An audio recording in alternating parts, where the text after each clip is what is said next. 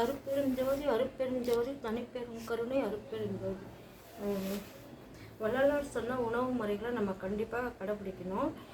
அதே மாதிரி யோகாசனமும் நம்ம கண்டிப்பாக அதை நம்ம செய்து பழகணும். டெய்லியும் ஒரு 20 நிமிஷமாவது செய்து பழகணும்.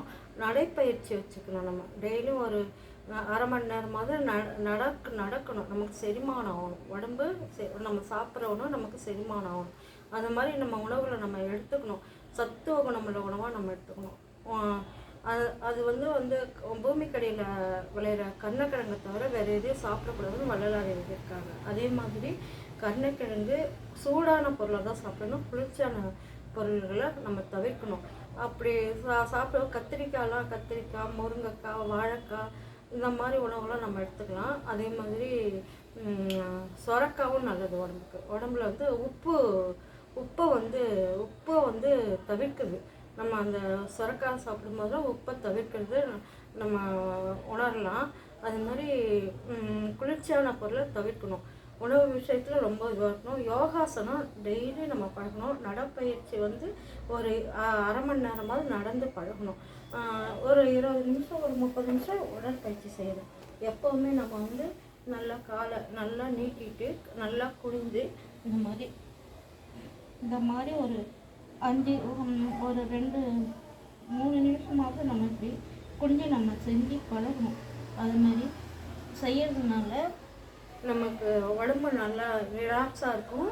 நல்லா கைகளை நீட்டிட்டு அதுக்கப்புறம் மேலே தூக்கணும். தூக்கி நல்லா அண்ணாந்து தூக்கும்போது இன்னும் நல்லாயிருக்கும். நம்ம எப்போவுமே இந்த மாதிரி செஞ்சு பழகணும். இந்த மாதிரி யோகாசனங்கள்லாம் நம்ம செய்யறதுனால உடம்பு ஆரோக்கியமாக இருக்கும். அதே மாதிரி கழுத்தையும் நல்லா இது பண்ணிடணும். கழுத்தை நல்லா ஏன்னா அண்ணாந்து இந்த நெஞ்சில் வந்து இந்த மாதிரி நம்ம செய்யறதுனால உடம்புக்கு நல்ல ஒரு அந்த மூச்சு சுவாசமெல்லாம் நல்லா சர்க்குலேஷன் ஆகும். அதனால் அந்த மாதிரி பழகணும். அதே மாதிரி என்ன செய்யணும், நம்ம எப்போவுமே மூலாதாரம், சுவாதிஷ்டானம், மணிப்புரகம், ஆக்கினை இத்தனையும் இருக்குது. மணிப்புரகம், ஆக்கினை, விசுத்தி எல்லாமே நம்ம உடம்புல 6 ஆதாரங்கள் சுற்றுது. அப்புறம் துரியாதீதம், துரியம், துரியாதீதம், அதீதம் இத்தனை ஆக்கினை இருக்குது நம்ம உடம்புல. நம்ம ஆகாயத்தில் ஓரளவு நமக்கு இந்த அகத்தில் நமக்கு அந்த துரியாதீதத்தில் சுழற்சிக்கிட்டே இருக்கும். அப்போ நம்ம தியான பயிற்சி செய்யும்போது நம்ம நல்லா இந்த மாதிரி வலது பக்கத்துலேருந்து இடது பக்கம் சுற்றுற மாதிரி நம்ம எண்ணங்களை கொண்டு வரணும். இந்த சுழற்சி இருக்கணும். இந்த சுழற்சி தான் ஐயா வந்து என்ன சொல்கிறேன்னா அதை தான் முக்கியமாக சொல்கிறாரு. நல்ல நம்ம இந்த மாதிரி சுழற்சி தியான பயிற்சியில் ஐயா சொல்கிறார் சிவசுழுத்தின்றார். அந்த மாதிரி சிவசுழுத்தி நம்ம சிந்தனையில் எப்போவுமே அருட்பெருஞ்சோதி என்றால் தலைக்கு மேலே இருக்கார் இறைவன். அது நம்ம சத்தியஞான சபை தலைக்கு நம்ம தலை தான் சத்தியஞான சபை. ஆக இது வந்து அண்டம், கழுத்துக்கு கீழே அண்டம், பிண்டம், கழுத்துக்கு கீழே பிண்டம், கழுத்துக்கு மேலே அண்டமாக நம்ம நினைக்கணும். அப்போ சத்தியஞான சபை நமக்குள்ளே கவனிக்கணும், பார்க்கணும். பூர்வ மத்தி இருக்குது நமக்குள்ளே வந்து சிற்றபை, பொற்சபை, வலது பக்கம் பொற்சபை, இடது பக்கம் சிற்றபை இருக்குன்னு நம்ம அந்த சத்தியஞான சபையை நமக்குள்ள அதுதான் சத்தியஞான சபை என்னுள் கண்டனன் சன்மார்க்க சித்தியை நான் பெற்றுக்கொண்டனன்றது. அப்போ நமக்கு துரியாதீதம் இது வரைக்கும் சுழற்சிக்கிட்டே இருக்கும். வலது பக்கத்துலேருந்து இடது பக்கம் சுழற்சிக்கிட்டே இருக்கும். அதீதம் வரைக்கும் நம்ம நினைக்கணும். அதே மாதிரி மூச்சு பயிற்சி செய்யணும். எப்படின்னா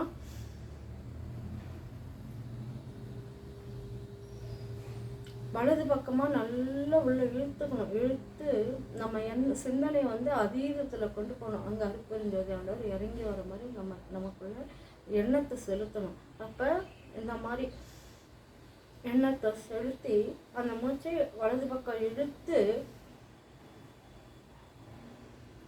வலது பக்கம் நல்லா இழுத்து இடது பக்கம் விடணும். இந்த மாதிரி ஒரு 4-5 தடவையாவது முயற்சி பயிற்சி செய்ய பழகணும். அப்போ இந்த இரத்த குழாய்கள்லாம் இருக்குது இல்லைங்களா, நெஞ்சு வலி, ரத்த ஓட்டம் இதெல்லாம் வந்து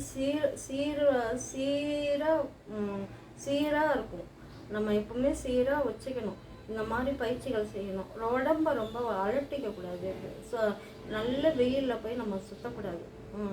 அதனால ஐயா வந்து கடும் வெயில், கடும் குளிர், கடும் இடியெல்லாம் இடிக்குதுங்களா, மழையில் அந்த அந்த நேரத்தில் நம்ம உடம்ப சர்வ ஜாக்கிரதையாக பார்த்துக்கணும்னு வள்ளலார் சொல்கிறார். அதெல்லாம் நம்ம ரொம்ப கவனிக்கணும்.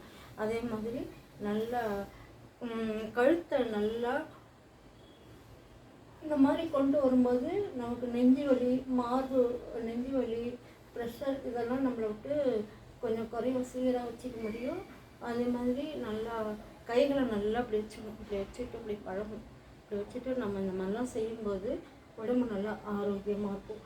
இந்த மாதிரிலாம் வச்சுட்டு செய்யணும். அதே மாதிரி காலை நல்லா நீட்டிட்டு, 2 காலையும் நல்லா நீட்டிட்டு இந்த மாதிரி செய்ய பழகும். இந்த மாதிரி செய்தோம்னா யோகா, இந்த யோகாலாம் நம்ம டெய்லி செய்து பழகணும். அது மாதிரிலாம் செய்யணும். அது மாதிரி நல்லா அந்த மாதிரி பழக்கத்துக்கு வரணும். அதே மாதிரி நல்லா அண்ணாந்து எப்படின்னா நல்லா அண்ணாந்து, ஏன்னா அந்த வெயிட்டை தூக்கினாலேயோ நமக்கு நெஞ்சு வலியெல்லாம் நல்லா வரும். அதனால என்ன செய்யணும், நல்லா அண்ணாந்து இந்த மாதிரி வச்சுட்டு சோஃபாவில் கூட நம்ம படுத்துக்கலாம். சோஃபாவை படுத்து இந்த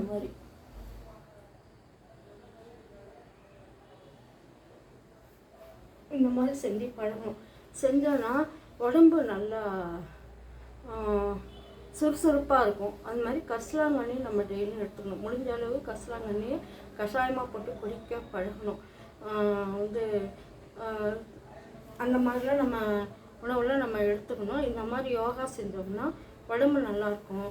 நல்லா வைப்ரேஷன் வரும். நல்ல வைப்ரேஷன் நம்ம சுற்றி நல்ல வைப்ரேஷனை கொண்டு வரும். இறைவன் நமக்குள்ளே இருக்காரு அப்படின்ற ஒரு எண்ணங்களில் நம்ம நல்ல வைப்ரேஷனை கொண்டு வரும். அதனால எண்ணங்களை கொண்டாந்து இப்படி சுற்றணும்.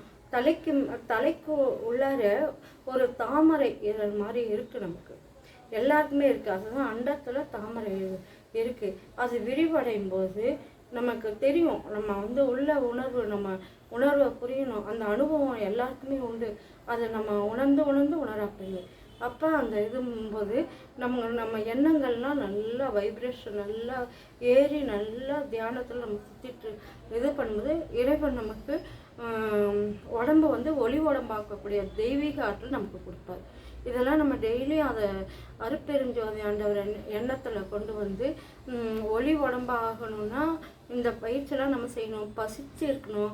வயிற்றில் வந்து எப்போவுமே வயிறு வந்து கொஞ்சம் காலியாக இருக்கிற மாதிரி நம்ம உடம்பு வச்சுக்கணும். வயிறு எப்போவுமே காலியாக இருக்கிற மாதிரி வச்சுக்கணும். நல்லா பசிச்சு சாப்பிடணும். அதில் முருங்கைக்கீரை எடுத்துக்கலாம். அதே மாதிரி முருங்கைக்கீரை, பொன்னாங்கண்ணி கீரை, பசலைக்கீரை, வெள்ளாரைக்கீரை இதெல்லாம் உணவில் நம்ம டெய்லி கிடைச்சதுன்னா ரொம்ப ரொம்ப நல்லது. உணவில் நம்ம எடுத்துக்கிட்டோம்னா உடம்பு நல்லா கீரை வகைகள் செய்யும்போது சத்துவ குணங்கள் வரும். கீரை உணவுலாம் கத்திரிக்காயெலாம் ரொம்ப நிறைய நம்ம சாப்பிட்லாம். கத்திரிக்காய், முருங்கைக்காய், வாழைக்காய் இதெல்லாம் நம்ம முடிஞ்ச அளவு சமைச்சு சாப்பிட்லாம். புளி உப்பு கொஞ்சம் நம்ம குறைச்சி சாப்பிடணும். புளி உப்பெல்லாம் குறைச்சிக்கிட்டோம்னா உடம்பு நல்லா ஆரோக்கியமாக இருக்கும். உணவை நம்ம அந்த மாதிரி எடுத்துக்கிட்டோம்னா உடம்பு நல்லா ஆரோக்கியமாக இருக்கும். இதெல்லாம் நம்ம ரொம்ப கவனிக்கக்கூடியது. இந்த தேகத்தை கீழே விழாமல் தேகத்தை டெய்லியும் பயிற்சி செஞ்சுக்கிட்டே இருக்கணும். பயிற்சி வந்து யோகா நிலைப்படும். சத்துவ குணமுள்ள உணவுகளை நம்ம எடுத்துக்கணும். சத்துவ குணமுள்ள உணவுகளை எடுத்துக்கணும். அதே மாதிரி யோகா பயிற்சி டெய்லி செய்யணும். செஞ்சோன்னா தியானமும் தவமும் நமக்கு கைகூடும். அதே மாதிரி ஜீவகாரண்யம் பறவைகளுக்கோ ஏதாவது நம்மால் முடிஞ்சது நம்ம கண்ணூரை பார்த்தும்